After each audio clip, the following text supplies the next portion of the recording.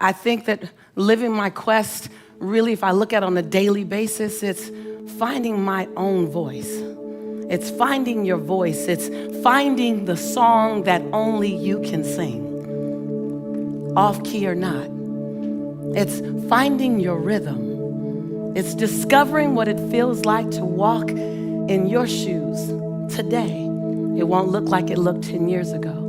Living your quest is, what can I do with my life so that my life becomes infectious to someone else? Living my quest looks like, how do I make my fingerprint matter so big that it lives beyond my transition day? Living your quest is, how can I forgive the perceivingly unforgivable so I can love the absolute lovable? Living your quest is, how do I give myself 1,000 second chances, and every time I get to 999, press reset? Yeah. Living my quest is not some ambiguous, untouchable experience. Living my quest means going back and healing the little girl in me so that the woman can be free.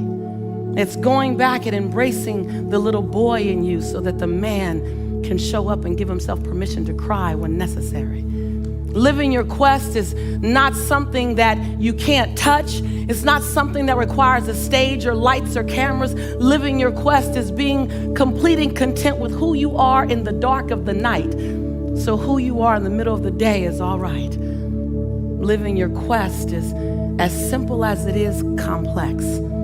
Living your quest is about giving yourself permission, say permission, on a daily basis to become the next best version of yourself. Living your quest is not holding yourself hostage to old decisions, not holding yourself hostage to shame, blame, guilt, regret, and anger. Living your quest is about recognizing that every day I can be reborn to my possibility.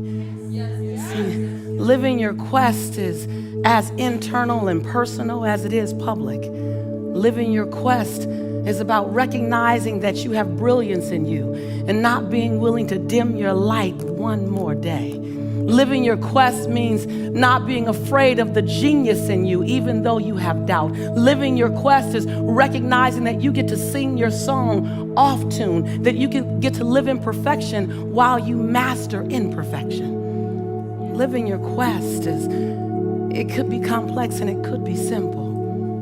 And I'm only telling you the things that I've had to do, because in so many ways, I didn't know I would be standing here with you in Cancun. My path didn't make sense that it would land me here. I look at my life as a young woman in South Central LA, living between the Harlem Crip 30s and the Rolling 60s. Those are not cheerleading squads, y'all. Having 3 fights a week to get home from school, and that was the easy part. The hard part was the fact that my highest grade in school was a C+. See, when some of you brought home C's, your parents were frustrated.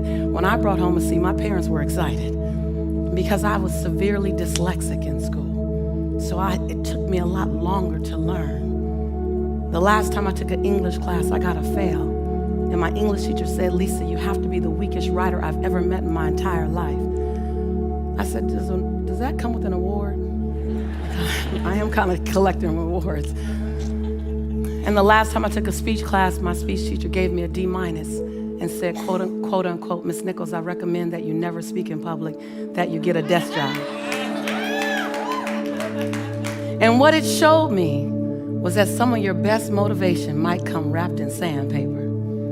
Some of your best inspiration comes with some pricks and some nails and some thorns around it. Some of your best inspiration came in an experience that you didn't ask for, you didn't want, and you'd never want to have again. Some of your best inspiration, some of the very thing that's fueled your soul to get you here, came in an experience that you dare not wish on your enemy.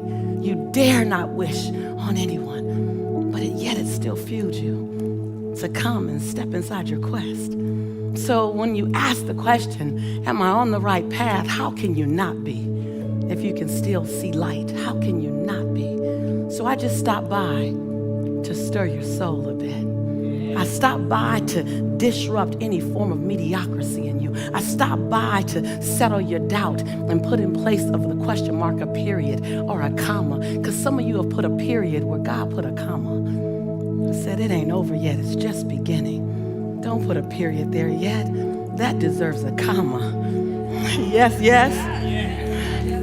So I just stopped by. I stopped by to wake up that imaginary baby in your belly that says, don't you sit down on me. Don't you let me sit down. Don't you let me go without being shown to the world. Don't you, I will not let you off the hook. I will keep you up tonight. I stopped by to shake that imaginary baby in your belly. I stopped by to ask you, what would your song sound like if you sung it out loud so that we all can hear? Don't just sing in the shower. Sing so I could hear. What would your dance look like if you did it so that I could see? What would your rhythm look like? Because when you let your rhythm out, when you just get inside your rhythm, and when you are bold enough to share your rhythm with the world, y'all just bounce like this with me. When you just share your rhythm, come on, just like this.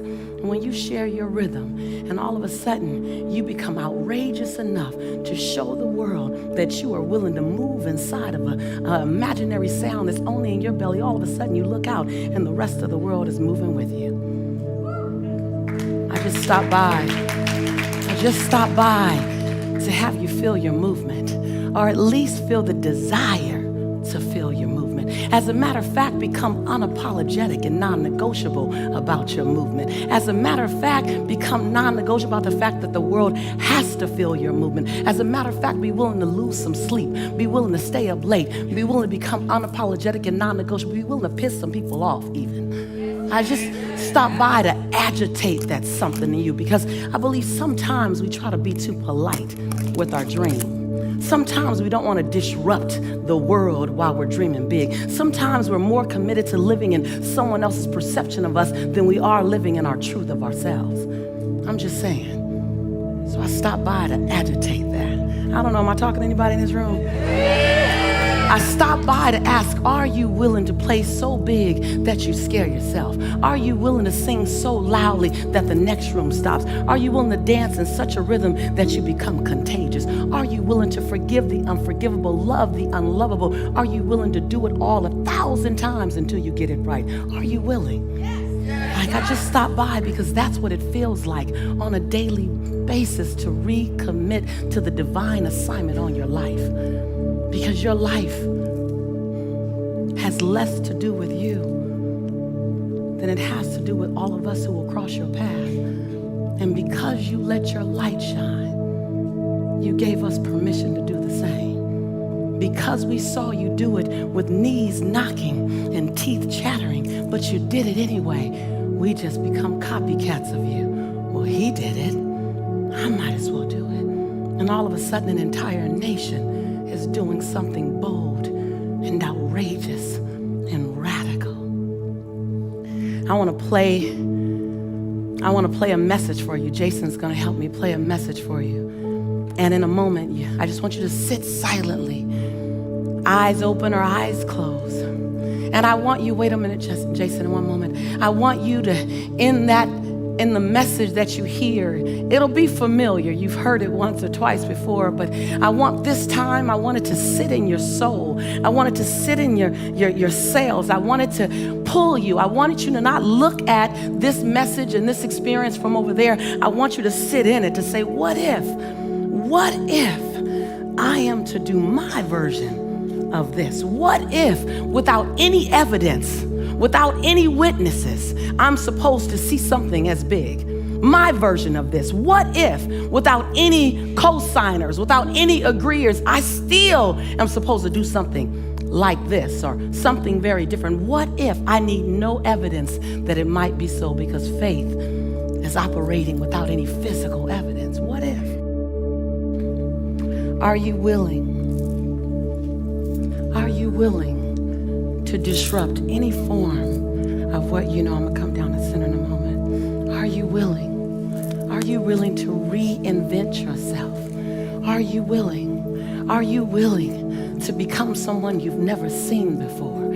Are you willing to run, leap, and soar even at the possibility that you might fall, are you willing? Are you willing to do something you've never done before, say something you've never said before, do the things you don't want to do, say the things you don't want to say, so that you can be the man, the woman you've always known yourself to be? Are you willing? See, I didn't come here to give you a lot of answers. I came here to disrupt your soul with a lot of right questions. Because I wasn't supposed to be here. I was that kid that was always struggling with self-esteem. Am I good enough? Am I smart enough? No one looks like me, makes it anywhere. I'm chocolate, mocha skin, full lips, round hips, and kinky hair. You just don't see me on TV. You don't see me glorified. You don't see me representing beauty. You don't see me. So the world didn't give me permission to be here. But I didn't ask for it either. So some of you are still asking for permission. And sometimes you have to stop asking for permission, and it's just time to give the world notice.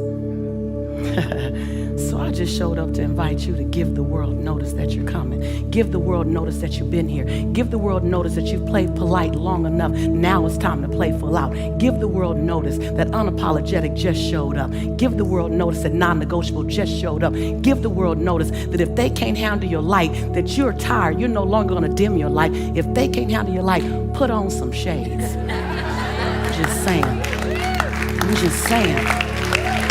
I'm just saying, are you willing? Because when you become that bold, when you become that audacious, when you become that unapologetic, all of a sudden you become infectious. All of a sudden, just the mere glimmer of you, when I can catch a glimpse of you, when I can get in your hemisphere, in your atmosphere, in your zip code, something happens to me because I'm in proximity. And then you become absolutely aware of the true assignment on your life. That you were here to save us. You were here to inspire us by the way you walk with assistance, by the way you rise above your own uncertainty, by the way you push past your religious conversation, your cultural conversation, your economic conversation, your gender conversation, by the way you show up and say, how can I serve humanity? By the way you recognize that your human spirit is unbreakable, your human spirit is unshakable, your human spirit is unstoppable, your human spirit is unavailable to the relationship that's not going right, to the finances that don't look right. Your human spirit is unavailable. Your human spirit is simply asking for you to give it a command. Who will we serve next? What will we do? And what mountain will we require to bow down? And when you get that and you operate with that knowing, all of a sudden you become contagious and people just want to be in your space and share your oxygen because you make them believe again. So what is your quest? It might just be to go home and be 1,000% present with your children. Your quest might be to love an unlovable sibling. Your quest might be to forgive an ex so you can truly be present with your next. Just saying. I'm just saying. It might be that. I'm a girl who, as a mom in 1995, I was broke and broken.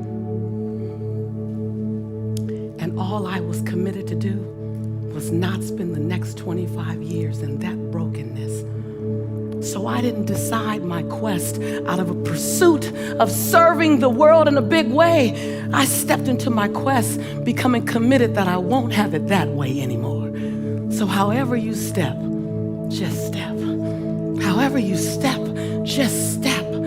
Sometimes you gotta step out of something before you're stepping into something. Just step.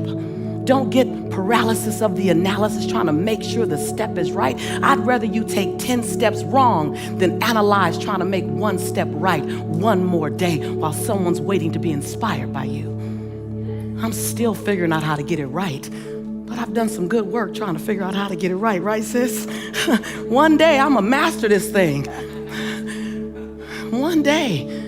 So I just stopped by to stir your soul. I stopped by to not let you off the hook of your brilliance, of your genius, of your humanity, of the willingness to live in a constant duality, allowing your brilliance and your confusion to coexist, and you embrace them both. Not waiting for another thing, not waiting for another person, not waiting for any permission, not waiting for someone to validate you, not waiting for your mother, your father to say you're okay, not waiting for the man, the woman in your life to say go be free, not waiting. What are you waiting for? I need your oxygen today. I need your oxygen today. So I didn't come here to keep you comfortable. I was driving on the 405 freeway, headed to San Diego. And I was in my convertible with my best friend. And this is the girlfriend that we don't remember back in 1992 which one of us had $10, but the other one was broke. And by the end of the day, we both had $5. That was that friend. You know, your ride or die friend? I was with my ride or die friend. And life had changed. The Secret had come out. I'd been on Oprah. I'd been on Larry King. My brother and I had done great work together. My sister and I, Janet, had done great work together. And so my life had changed for my son, Jelani, and I. And we're riding down the highway and in my convertible, got my shades on, rocking my fro, playing some Indie just chatting with my girl. And I looked down at my clock. I said, oh my gosh, Sharita, I kid you not. We need to get there. I can't remember exactly what we're doing, but I know I'm speaking, and I know that we got about 30 minutes to get there, and traffic's getting kind of tight, and traffic slowed down a little more. Slowed down a little more. And I said, Sharita, I can't be late. We got to get there. She's like, it's okay, relax. And she had been to this conference with me where I had done that guided visualization years before. And she's like, relax. I'm like, honey, I need you to dodge through traffic. I need us to make this happen. She said, relax. She goes, Lisa, what if this is your traffic jam? I was like, that's nice. That would be beautiful. But it's not. Let's go. I'm like, it's not. She's like, Lisa, but what if? But what if it's yours? I was like, that would be really cool, huh? And tears started streaming down my face. And right at that moment, she asked the car, she goes, excuse me, could we get in front of you? She's like waving to this guy. And he just kind of nonchalantly waves me. He goes, yeah, okay, go ahead. So we get in front of him. He sticks his head out the car. He said, go ahead, because I'm coming to see you anyway. And I just start bawling. Like now I'm doing the ugly cry now, like, ooh, ooh, ooh. But wait, so as we're driving, we're kind of dodging through traffic, and this woman drives up with this like beautiful Escalade. It was like this like 2020 Escalade. And she was regal, like the window went down regal, like, And she had this beautiful blonde hair and beautiful blue eyes. And she said, what time do you go on? I said, I think as soon as I get there. She says, well, I'm gonna stay right behind you because I came to see you. Now I'm just sobbing. And we're at a standstill. And I realize I'm not gonna get there in time. And one by one, cars begin to look at us and bump their horns. And people begin to wave. And I'm like, what are they waving at? And people are waving at us. I'm like, and I'm thinking they don't recognize me because I got my shades on. She's like, Lisa, they're waving at you. And so we're on the off-ramp, and there's no way we're gridlocked. And I kid you not, one by one, each car drove up on the embankment and parted like the Red Sea. And as we drove my car through slowly, they yelled out their window, thank you. Thank you for the secret. Thank you for what you said on Oprah. Thank you for your work.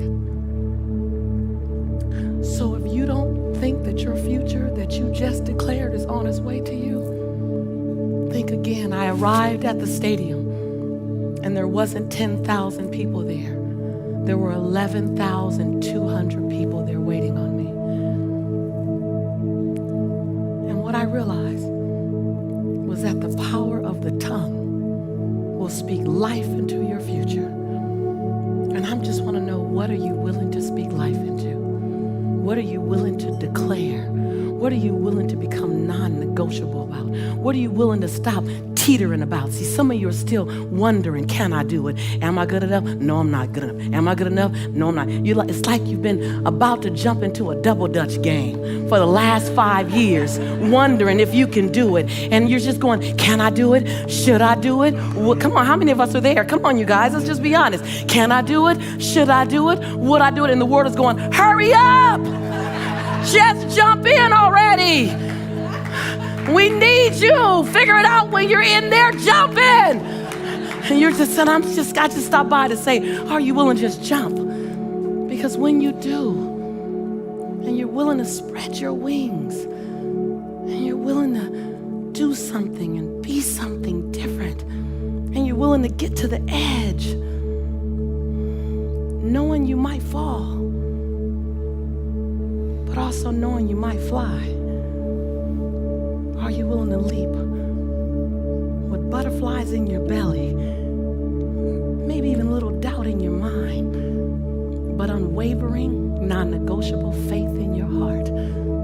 Are you willing to spread your wings and leap? I just stopped by to stir your soul. I stopped by to disrupt any form of mediocrity in you. I stopped by to be the midwife to your imaginary baby of possibility.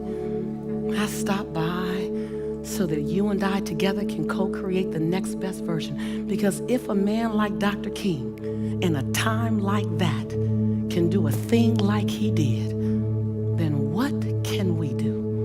What's available to us? What is the universe waiting on us to make a command for? What is the human spirit ready? What order is it ready to deliver? I'm just saying that I don't want to be off the hook. And I ain't letting you off the hook because you don't want to be off the hook either. Because my grandmother says, baby, when you get my age, and some of y'all met my grandmother before, she's spicy. She's come to A-Fest. She was more popular than me. She says, baby, when you get my age, I'm 87 years old, you're supposed to sit in your favorite rocking chair and tell the story of your life. But when you're your age, baby, you're supposed to make sure the story's gonna be good to tell. Yes, yes. Yes, yes. Yes, yes. Yes, yes.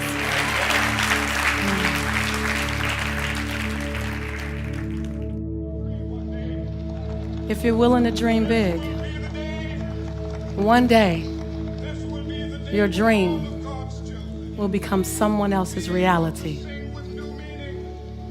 One day your dream will open up a door so big that thousands of people from all across the world will walk through your dream. Your dream was never about you. Your quest is less about you. It's about a little black girl and a little white boy and a little Asian boy and a little Latin girl being able to play together and create something new because you were so outrageous to dream. It's being willing. It's being willing. Your dream is so beautiful. It's so beautiful. Grab your neighbor's hand and hold the dream and feel the dream.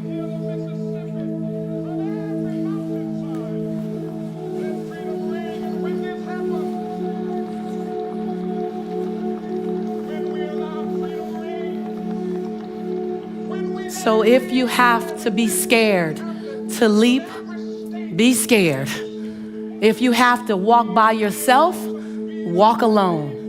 If you have to pray the heaven downs, get on your knees or your face. If you have to kill the small part of your mind, then give it a burial. Whatever you have to do,